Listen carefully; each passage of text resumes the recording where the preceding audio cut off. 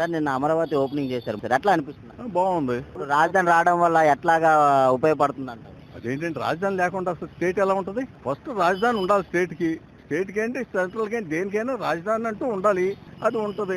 Plus రెండోది అంటే మరి ఫైనాన్షియల్గా మరి స్టేట్కి మరి తెలంగాణ ఉంది, హైదరాబాద్ తప్పితే మిగిలింది లేదు. హైదరాబాద్ డెవలప్ చేశారు, మరి క్యాపిటల్ సిటీ అది సిటీ అంతే. రేపు అమరావతిని రాజధాని చేయడం ఒకటే అన్నారు. ఇప్పుడు గతంలో మూడు రాజధానులు అన్నారు. మూడు రాజధాని కన్నా ఒక రాజధాని ఉండడం వల్ల బెస్ట్. ఎప్పుడు బెటరే.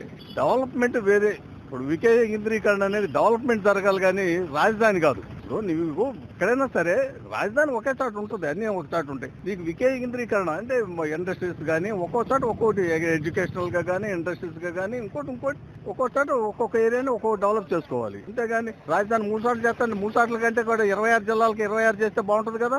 చంద్రబాబు నాయుడు గారు సంవత్సరంలోనే రాజధాని తీసుకొని వచ్చారు. మీకు ఇంకా 4 years ఉంది. ఎట్లా ఉండబోతుంది సార్ ఈ డెవలప్మెంట్ లో విషయాల్లో కానీ, నిరుద్యోగుల సమస్యలు కానీ ఎట్లా ఉంది? బాగుంటుందని అనుకుంటున్నాం. చంద్రబాబు మీద పూర్తి నమ్మకం ఉంది అంటారు సార్, ఐటీ కంపెనీలు తేడంలో కానీ? చూసాం కదా, హైదరాబాద్ ఐటీ చూసాం కదా.